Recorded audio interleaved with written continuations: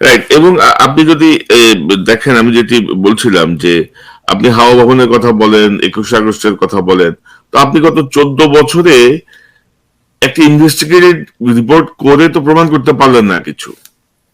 আপনি গত 14 বছরে 21 আগস্ট নিয়ে একটা ইনভেস্টিগেটিভ রিপোর্ট তো করতে পারলেন নাই, না। নাই। নাই কোনো হাওয়া রিপোর্ট। ভবনের দুর্নীতির গল্প আপনি কই? আপনি হাওয়া 14 দুর্নীতির বছর গল্প কোথায়? রাইট, আপনি 14 বছর আগে যা বলছেন এখনো সেই একই জিনিস বলছেন, উইদাউট প্রুফ, উইদাউট মানে evidence, without any evidence. Without evidence. তো এটা তো সাংবাদিকতা হইলো না। আরো একটা গুরুত্বপূর্ণ কথা, জি। আপনি 14 বছরে যে বাংলাদেশে এইভাবে জুলুম চালানো হলো, এভাবে ফ্যাসিবাদ প্রতিষ্ঠা করা হলো, আপনার আর্টিকেলে একটা লাইনও তো নাই। এই যে গুমখুন নিয়ে সারা বিশ্ব প্রচার চলছে, ডয়চে ভেলে পর্যন্ত নিউজ করলো র‍্যাব কিভাবে মানুষ হত্যা করছে, আমেরিকান স্যাংশন এলো, কই আপনার মাহফুজ আলমের আর্টিকেলে তো এই সম্পর্কে একটা লাইনও নাই। আপনার আর্টিকেলে তো আদানের দুর্নীতির গল্প নাই। আদানির বিদ্যুৎ তো বাংলাদেশে ঢুকতে শুরু করেছে, যেখানে আদানি সারা বিশ্বে এখন নিন্দিত, সেই আদানির বিদ্যুৎ বাংলাদেশ কেনা শুরু করে দিয়েছে। তো আপনার মাহফুজ আলমের লেখার মধ্যে তো এই দুর্নীতির কথা নাই, মানুষের জুলুমের কথা নাই, গুম খুনের কথা নাই, বিচার বহির্ভূত হত্যা নাই। তো আপনি এগুলো বাদ দিয়ে সাংবাদিকতা করবেন 2006 সালের হাওয়া ভবনের গল্প দিয়ে, অপ্রমাণিত এভিডেন্স ছাড়া গল্প দিয়ে আপনি সঠিক সাংবাদিকতা করবেন।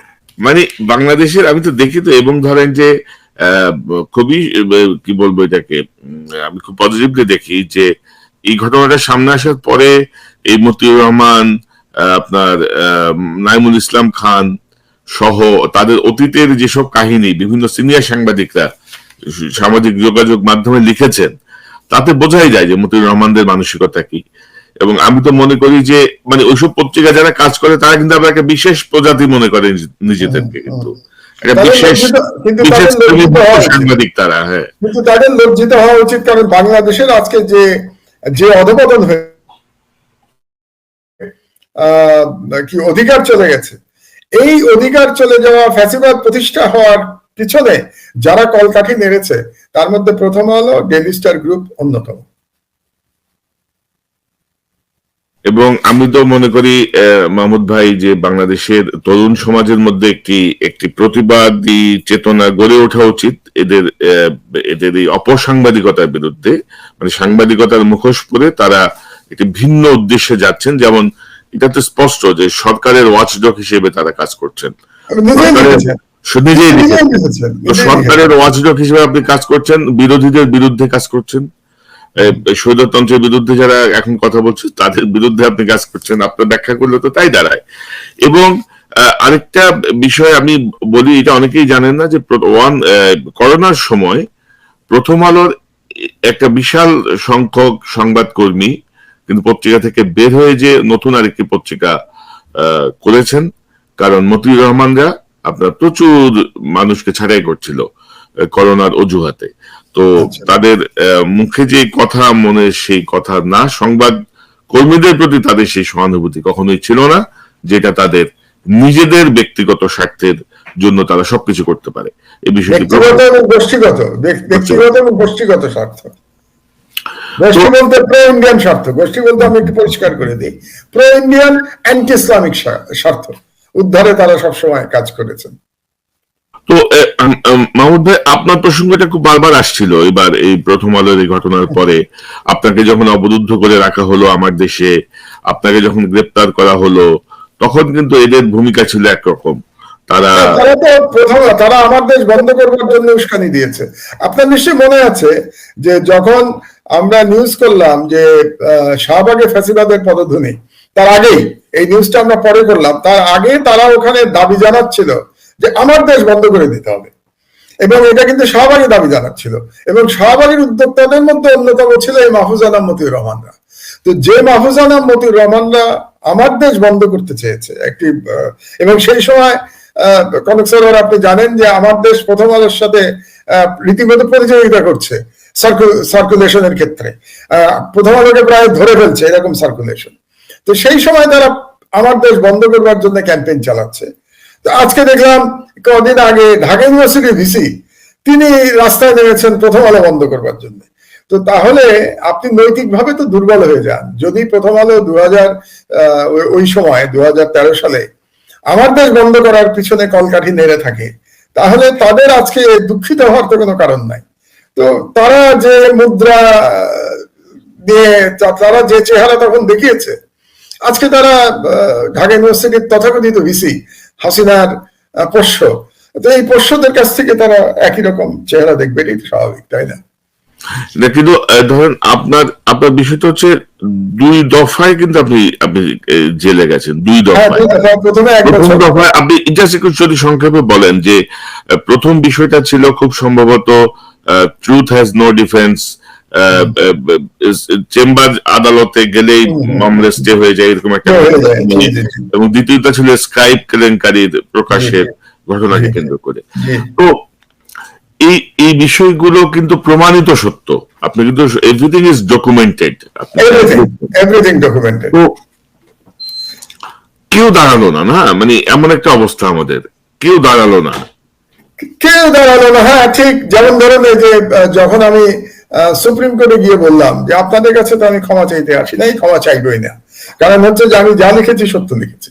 আমি লিখেছিলাম, একটা ছিল আমার আর্টিকেল, সেটা সেই আর্টিকেলে আর একটা ছিল নিউজ। তো নিউজ যেটা ছিল এটা অলিউল্লাহ রহমান করেছিল, যে চেম্বার জজ মানেই সরকার পক্ষে স্টে, এটা ছিল নিউজ। আর আমি যেটা আর্টিকেল লিখেছিলাম সেটা ছিল স্বাধীন বিচারের নামে তামাশা, এটা বোধহয় ছিল আমার আর্টিকেলের হেডলাইন। তো তারা আমার বিরুদ্ধে আদালত অবমাননার মামলা আনলো। আমি বললাম আমি সত্য বলেছি।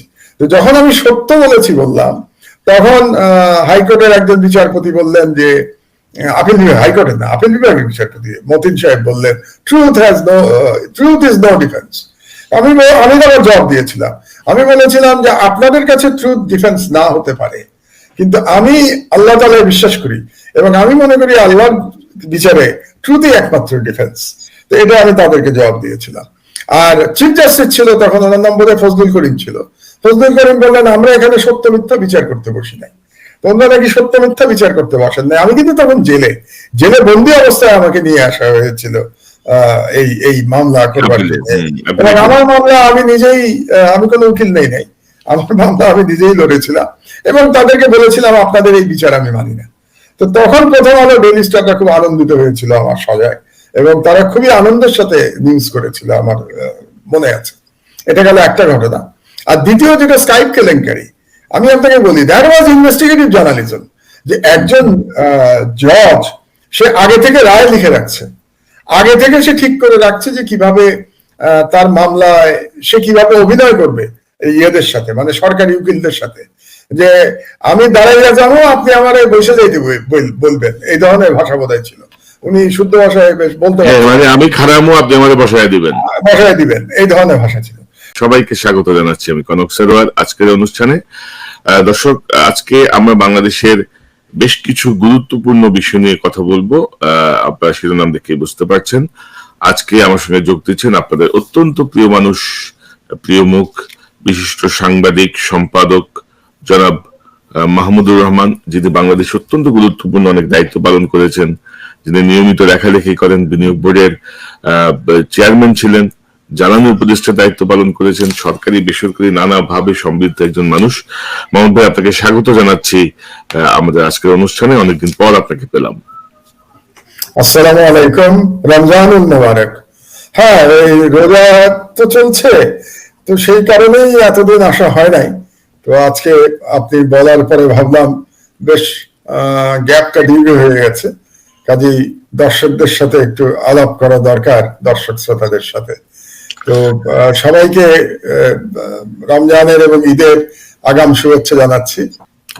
জি, তো মাহমুদ ভাই, এই যে আপনাকে আমি গত কয়েকদিন ধরে চাচ্ছিলাম, কারণ বাংলাদেশে ধরেন মিডিয়ায় বেশ কিছু ঘটনা আমরা দেখছি।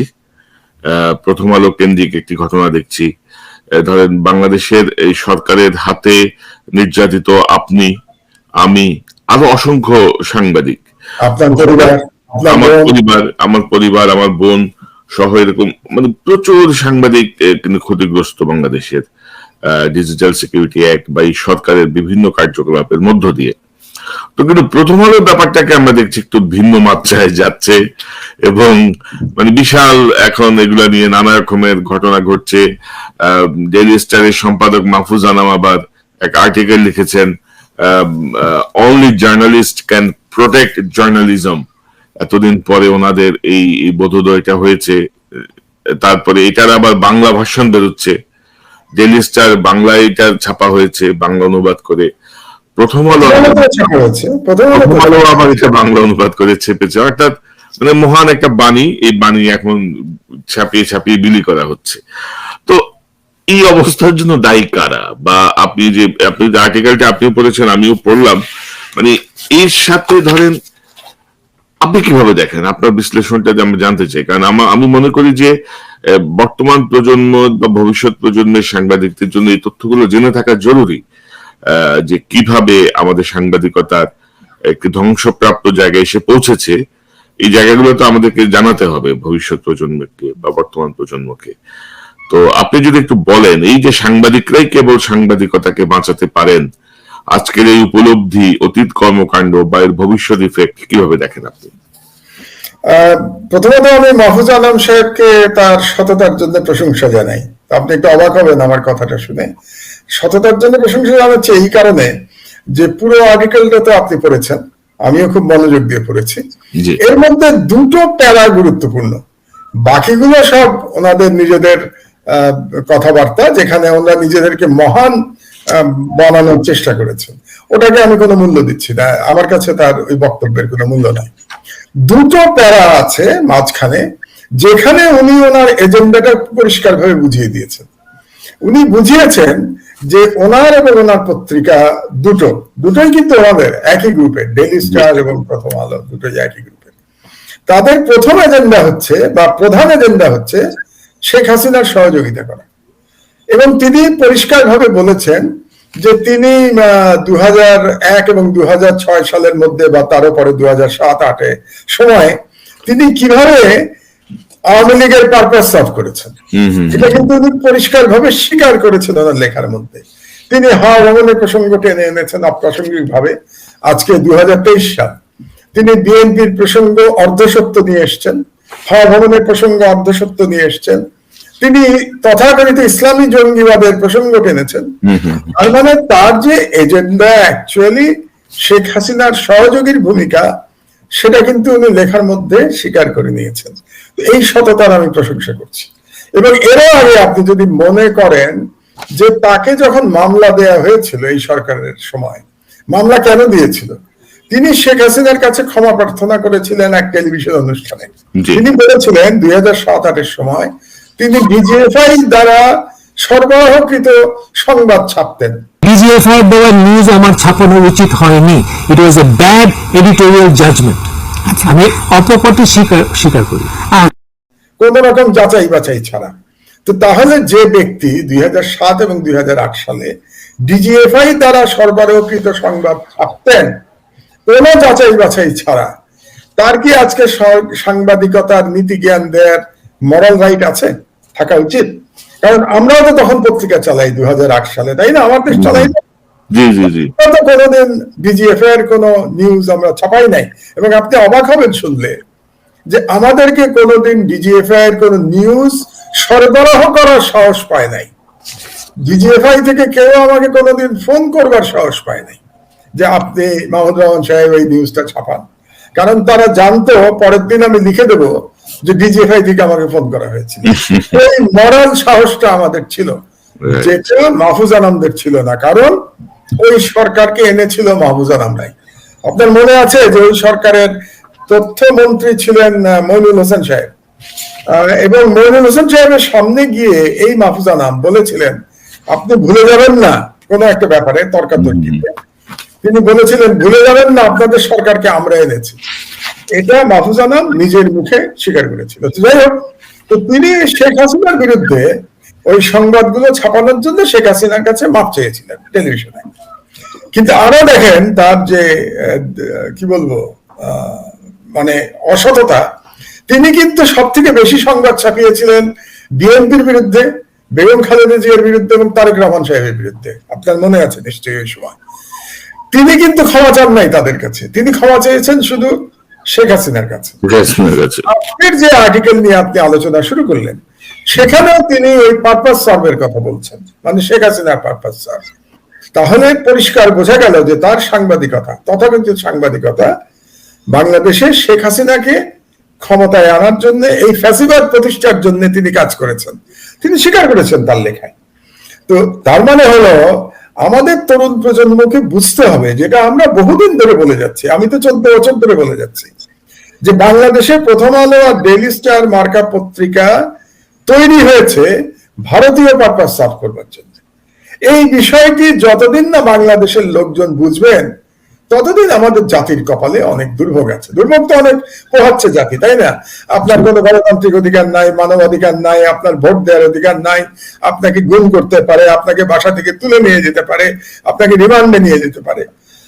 এগুলো যে জাতি ভোগ করছে, কারণ হচ্ছে জাতি বুঝতে পারছে না, জাতিকে তথ্য দেওয়া সত্ত্বেও জাতি এই তথ্যগুলো মনোযোগী হচ্ছে না, জাতি এদের চরিত্র বুঝতে পারছে না।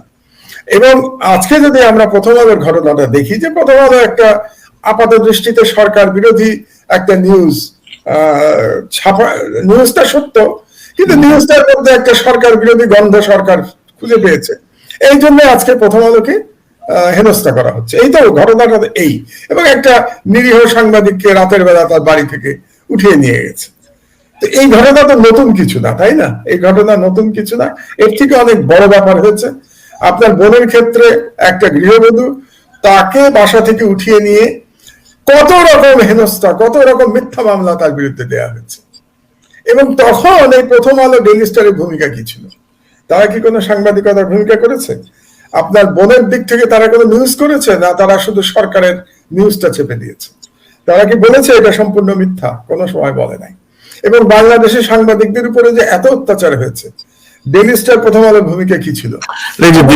দিনকাল বন্ধ হয়ে গেছে, সংগ্রামের সম্পাদক আসাদ সাহেবকে যে ব্যবহার করা হয়েছে, আসাদ সাহেবকে আওয়ামী লীগের গুন্ডারা তার পাঞ্জাবি এবং তার দাড়ি ধরে যেভাবে ধরে নিয়ে গেছে পুলিশের কাছে, তার কোনো প্রতিবাদ মাহফুজা নাম এবং মতিউর রহমান সাহেবরা করেছেন?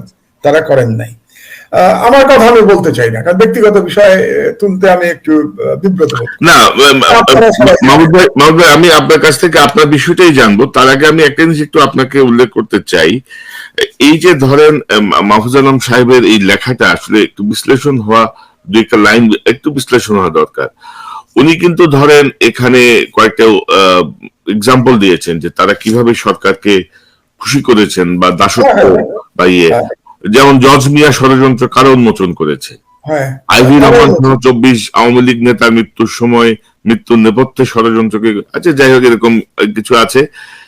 একটা জায়গায় আমি দেখেন তিনি লিখছেন নবগঠিত আওয়ামী লীগ সরকারের জন্য সুস্পষ্ট ও দৃশ্যমান বিপদ হিসেবে বিবেচিত বিডিআর বিদ্রোহের সময় প্রথম আলোর ভূমিকা কি ছিল? আর তার মানে বিডিআর বিদ্রোহের সময় সংবাদ মাধ্যমের কথা ছিল, আমরা একটা ভূমিকায় ছিলাম, তাদের একটা ভূমিকায় ছিল। কি ভূমিকা ছিল? আচ্ছা, তারপর আপনি যদি দেখেন একটি মুক্ত গণমাধ্যম হিসেবে যে ভূমিকা পালন করার কথা প্রথম আলো তাই করেছে। পাশাপাশি তিনি বলছেন পত্রিকাটি ক্ষমতাসীনদের ওয়াচডগ হিসেবে দায়িত্ব পালন করছে। আচ্ছা, মুক্ত গণমাধ্যম কিভাবে ক্ষমতাসীনদের ওয়াচডগ হতে পারে? এটাই তো কথা। মুক্ত গণমাধ্যম তো আসলে সরকারের মানে সরকারকে ওয়াচে রাখবে, সরকারের ওয়াচডগ হবে না, সরকারের পক্ষে তো ওয়াচডগ হবে না। তো সুতরাং মুক্ত গণমাধ্যম না তো। আমি সেটাই বোঝাতে চাচ্ছি বাংলাদেশের জনগণকে, যে প্রথম আলো ডেইলি স্টার তৈরি হয়েছে ভারতীয় এবং শেখ হাসিনার পারপাস সার্ভ করবার জন্য। এই বিষয়টি পরিষ্কার বোঝা উচিত। আচ্ছা কনক, আপনি রিমান্ডে ছিলেন তো? আমি তো 39 দিন রিমান্ডে ছিলাম, আপনিও তো রিমান্ডে ছিলেন বোধ হয়? আমি 6 দিন ছিলাম। আচ্ছা, রিমান্ডে একটা জিনিস খেয়াল করেছেন, দুজন অফিসার দুটো ভূমিকা পালন করে, একটাকে বলে গুড কপ, একটাকে বলে ব্যাড কপ। ব্যাড কপ করবে কি? আপনার সাথে খারাপ ব্যবহার করবে, আপনার সাথে খারাপ ব্যবহার করবে, অতি রূঢ় ভাবে কথা বলবে আপনার সাথে, আপনার মান সম্মানের ধার ধারবে না। আর গুড কপ এসে বলবে, ও দেখাবে যে ও খুব ভালো, ও বলবে আরে না না, আপনি সম্মানিত মানুষের সাথে এরকম ব্যবহার করছেন কেন, করে আপনার কাছ থেকে কথা আদায়ের চেষ্টা করবে। এটা ইংরেজিতে গুড কপ ব্যাড কপ বলে। তো প্রথম আলো আর ডেইলি স্টারের ভূমিকাটা এখন কিন্তু অনেকটা গুড কপ ব্যাড কপের মতো। কেমন জানেন, মানে প্রথম আলো একটু সরকার বিরোধী দুই একটা নিউজ টিউজ দেয়, দিয়ে জনমনে একটু আস্থা আনার চেষ্টা করে, আর মাহফুজ আনাম এটাকে ব্যালেন্স করে সরকারের দালালি করে। মানে বিষয়টা কিন্তু দুজন প্ল্যান করেই করছে, প্রথম আলো ডেইলি স্টার এটা প্ল্যান করে করছে। আপনি বলেন মতিউর রহমানের কি হয়েছে? কিছুই তো হয় নাই, তার নামে দুটো মামলা হয়েছে, সে হাইকোর্টে গেছে, জামিন পেয়ে গেছে। আর আমাদের 39 দিন রিমান্ডে থাকতে হয়েছে। আমি 39 দিন রিমান্ডে ছিলাম, আমি 5 বছর জেল কেটেছি। আমার উপরে আক্রমণ হয়েছে, পুলিশ আক্রমণ করেছে, সরকারি গুন্ডার আক্রমণ করেছে। আপনি রিমান্ডে ছিলেন, আপনি প্রায় 1 বছর জেলে ছিলেন। তো মতিউর রহমানদের তো কিছুই করতে হয় নাই। তারপরে যে ছেলেটা মুক্তি পেয়েছে, জামিন পেয়েছে, আমি খুব খুশি, কারণ তার মা খুব দুঃখ করছিলেন, দেখে আমার খুব খারাপ লাগছিল। জামিন পাওয়াতে আমি খুব খুশি। কিন্তু আপনি কি জানেন, ম্যাজিস্ট্রেট কোর্ট থেকে এই মামলায় জামিন দেওয়ার এখতিয়ারই নাই ম্যাজিস্ট্রেট কোর্ট, অথচ ম্যাজিস্ট্রেট কোর্ট তাকে জামিন দিয়ে দিল। তো এরকম ঘটনা তো আমাদের ক্ষেত্রে হয়নি। আমাদের ক্ষেত্রে কি হয়েছে? আমাদের ক্ষেত্রে হাইকোর্ট জামিন দেওয়ার পরে সুপ্রিম কোর্ট এটাকে স্টে করেছে। স্টে করার পরে ফুল বেঞ্চে যেতে হয়েছে, ফুল বেঞ্চে গিয়ে 5 বছর পরে আমরা জামিন পেয়েছি, তাই না? এই ছেলে তো 1 দিন 2 দিনের মধ্যে জামিন পেয়ে গেছে। মতিউর রহমান, মাহফুজ আলমকে তো 1 দিনের জন্য আজ পর্যন্ত জেলে যেতে হয়নি, অথচ তাদেরকে নিয়ে এত এত উন্মাদনার তো কোনো কারণ নাই। কারণটা হচ্ছে আপনাকে বুঝতে হবে যে এরা এক ধরনের আন্তর্জাতিক লবিকে রিপ্রেজেন্ট করে। এরা একাধারে দিল্লিকেও রিপ্রেজেন্ট করে, আবার এদের সাথে ওয়াশিংটনেরও সুসম্পর্ক আছে, আবার এদিকে তারা সরকারের পারপাস সার্ভ করছে। কাজেই তাদেরকে নিয়ে উন্মাদনাটা স্বাভাবিক। তবে অবাক লাগে কি জানেন, যখন বিরোধী দলকে দেখি, এই যে মাহফুজ আলমের আর্টিকেলটা যদি আমরা পড়ি, পুরো আর্টিকেলটা বিএনপির বিরুদ্ধে, তাই না? পুরো আর্টিকেল বিএনপির বিরুদ্ধে একটা এজেন্ডা। এবং আপনি খেয়াল করুন, কখন সে আবার হাওয়া ভবনের প্রসঙ্গ নিয়ে আসলো, যখন আমরা সবাই মিলে বা বাংলাদেশে সবাই মিলে একটা অবাধ নির্বাচনের দাবি জানাচ্ছে, অবাধ নির্বাচনের আন্দোলন চলছে, সেই আন্দোলনের নেতৃত্ব দিচ্ছে কে? বিএনপি। তো আপনি বিএনপির বিরুদ্ধে বিষোদ্গার করে আর্টিকেল লিখছেন, তাহলে আপনি এখনো কার পারপাস সার্ভ করছেন? আর সেই বিএনপির নেতাদের দেখবেন প্রথম আলো ডেইলি স্টারের জন্য তাদের কত আহাজারি, তাই না? আমি এই হিসাবগুলো ঠিক মতো মিলাতে পারি না। আমার মানে রাজনীতিবিদ না তো, আপনি আমি কেউই রাজনীতিবিদ না, কারণ রাজনীতির এই সমস্ত কৌশল আমরা ঠিক বুঝি না। আমরা মরালিটি দিয়ে বিচার করতে যাই, রাজনীতিতে হয়তো মরালিটি চলে না, এটাই হচ্ছে সমস্যা। আমি আমার বক্তব্যটাকে শর্ট করে ফেলি এই আলোচনায়। সুতরাং প্রথম আলো ডেইলি স্টারের এজেন্ডা বুঝে নিয়ে আমাদেরকে লড়াই করতে হবে। আমাদের বুঝতে হবে যে প্রথম আলো ডেইলি স্টারের এজেন্ডা হচ্ছে দিল্লির স্বার্থ রক্ষা করা। আর মাহমুদ আপনি যেটি বলছিলেন যে ধরেন, আমি একটু শেষ করে দিই একটা লাইন।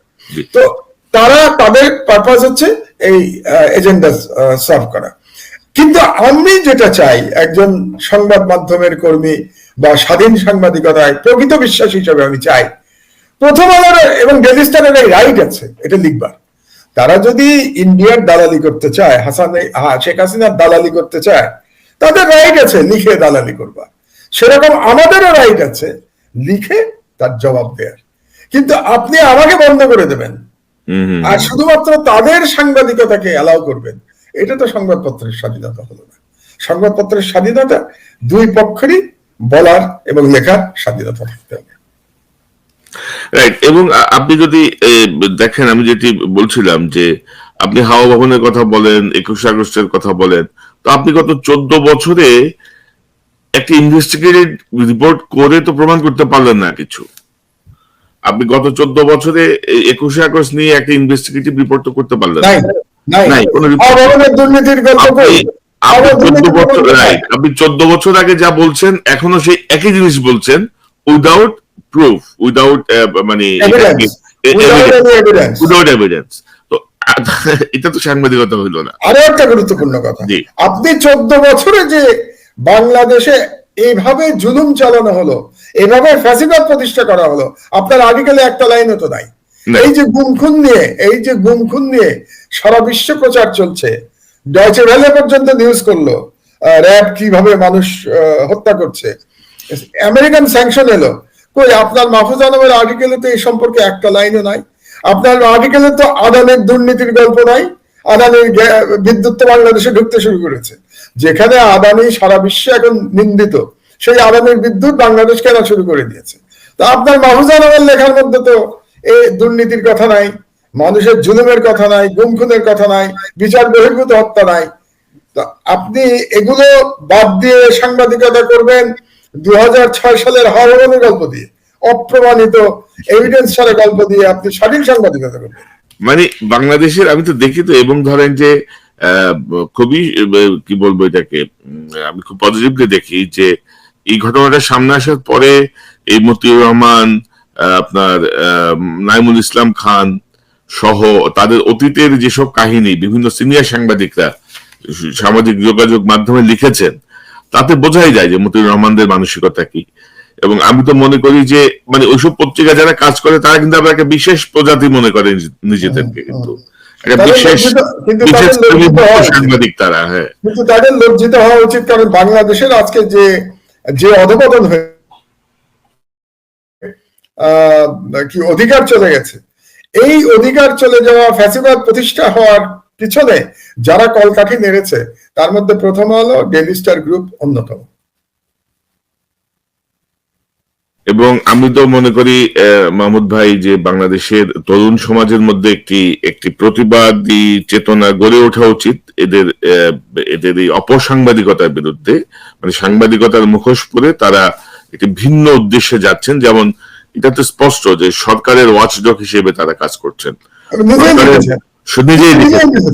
সরকারের ওয়াচডগ হিসেবে আপনি কাজ করছেন, বিরোধীদের বিরুদ্ধে কাজ করছেন, স্বৈরতন্ত্রের বিরুদ্ধে যারা এখন কথা বলছে তাদের বিরুদ্ধে আপনি কাজ করছেন। আপনার ব্যাখ্যা করলে তো তাই দাঁড়ায়।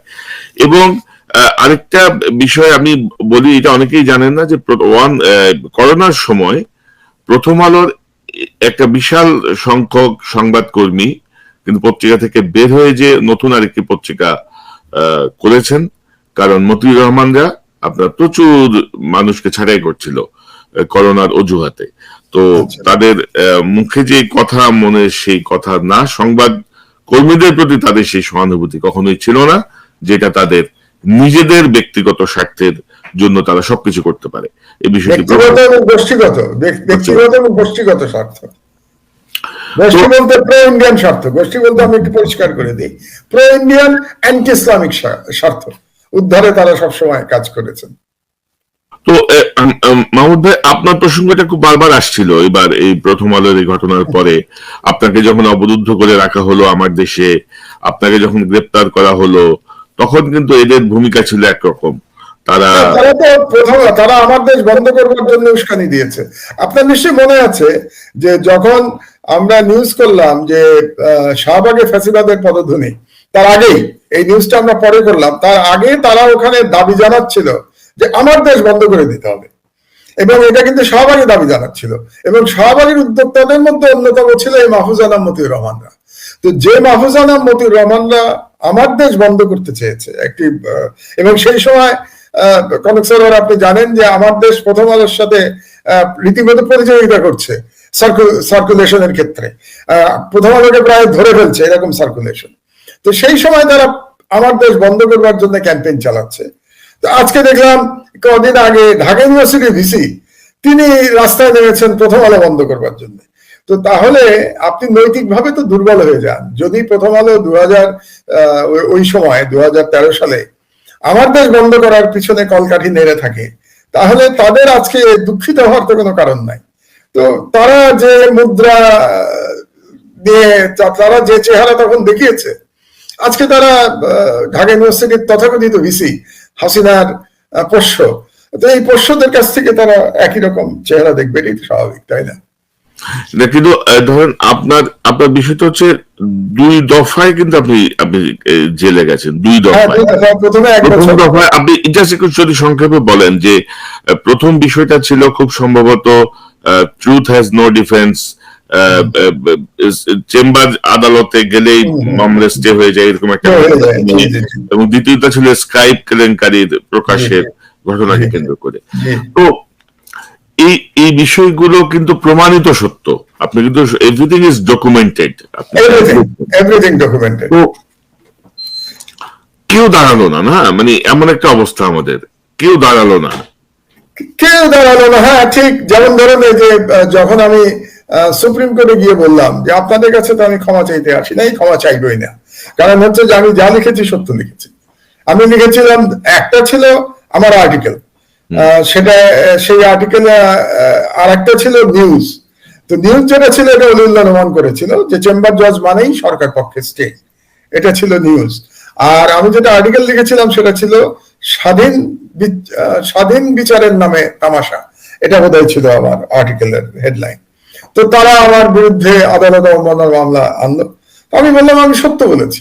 তো যখন আমি সত্য বলেছি বললাম, তখন হাইকোর্টের একজন বিচারপতি বললেন যে আপিল বিভাগ, হাইকোর্টের না, আপিল বিভাগের বিচারপতি মতিন সাহেব বললেন ট্রুথ ইজ নো ডিফেন্স। আমি তার জবাব দিয়েছিলাম, আমি বলেছিলাম যে আপনাদের কাছে ট্রুথ ডিফেন্স না হতে পারে, কিন্তু আমি আল্লাহ তাআলায় বিশ্বাস করি এবং আমি মনে করি আল্লাহর বিচারে ট্রুথই একমাত্র ডিফেন্স। তো এটা আমি তাদেরকে জবাব দিয়েছিলাম। আর চিফ জাস্টিস ছিল তখন, ওনার নাম বোধহয় ফজলুল করিম ছিল। ফজলুল করিম বললেন আমরা এখানে সত্য মিথ্যা বিচার করতে বসি নাই, তোমরা নাকি সত্য মিথ্যা বিচার করতে বসেন নাই। আমি কিন্তু তখন জেলে বন্দি অবস্থায় আমাকে নিয়ে আসা হয়েছিল এই মামলা করবার জন্য। এবং আমার মামলা আমি নিজেই, আমি কোনো উকিল নেই নাই, আমার মামলা আমি নিজেই লড়েছিলাম এবং তাদেরকে বলেছিলাম আপনাদের এই বিচার আমি মানি না। তো তখন প্রথম আলো ডেইলি স্টারটা খুব আনন্দিত হয়েছিল আমার সাজায়, এবং তারা খুবই আনন্দের সাথে নিউজ করেছিল, আমার মনে আছে। এটা গেল একটা ঘটনা। আর দ্বিতীয় যেটা স্কাইপ কেলেঙ্কারি, আমি আপনাকে বলি দ্যাট ওয়াজ ইনভেস্টিগেটিভ জার্নালিজম, যে একজন জজ সে আগে থেকে রায় লিখে রাখছে, আগে থেকে সে ঠিক করে রাখছে যে কিভাবে তার মামলায় সে কিভাবে অভিনয় করবে ইয়েদের সাথে, মানে সরকারি উকিলদের সাথে, যে আমি দাঁড়াইয়া যাবো আপনি আমার বসে যাইতে বলবেন, এই ধরনের ভাষা বোধহয় ছিল। উনি শুদ্ধ ভাষায় বেশ বলতে পারেন, মানে আমি খারাপও আপনি আমাকে বসায় দিবেন, এই ধরনের ভাষা ছিল। তো এটা একটা ইনভেস্টিগেটিভ জার্নালিজম। এবং এটা যদি কোনো, আপনি যে দেশে আছেন আমেরিকার মতো ঘটনা, যদি এরকম ইনভেস্টিগেটিভ জার্নালিজম ধরেন আপনার নিউ ইয়র্ক টাইমস কিংবা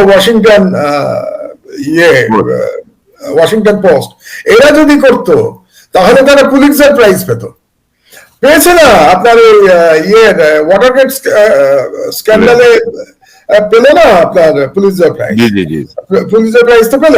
তো এই ধরনের ইনভেস্টিগেটিভ জার্নালিজম যদি হতো আমেরিকাতে, তাহলে পুলিৎজার প্রাইজ পেত। আর আমরা পুরস্কার কি পেলাম? জেল, জুলুম, রিমান্ডে নির্যাতন, অলিউল্লাহ নোমানকে দেশ ছাড়া। এটা হলো বাংলাদেশের বাস্তবতা। ইনভেস্টিগেটিভ জার্নালিজমের কথা বলেন, ইনভেস্টিগেটিভ জার্নালিজম করে তো বাংলাদেশে কোনো পুরস্কার নাই, তিরস্কার ছাড়া কোনো পুরস্কার নাই। আর সরকারি দলে থাকলে আপনার জন্য সব আছে। আর বিরোধীরা সেইভাবে দাঁড়ায় না তো, সেইভাবে কি দাঁড়ায়? দাঁড়ায় না তো। আপনি যে লড়াই করবেন আপনার পাশে তো সেইভাবে দাঁড়ায় না। তো তারপরেও আমি কিন্তু আমার কোনো রিগ্রেট নাই। আমি আবারও যদি সুযোগ পাই তো এরকম ইনভেস্টিগেটিভ জার্নালিজম আবারও আমি করবো, কারণ বিচার বিভাগের নামে এমন অবিচার তো মেনে নেওয়া যায় না, এটা কোনো বিবেক সম্পন্ন মানুষ মানতে পারে না। কাজে আমরা যখন এই নিউজটা পেয়েছিলাম, এবার এটা শুধু আমরা না তো, আপনার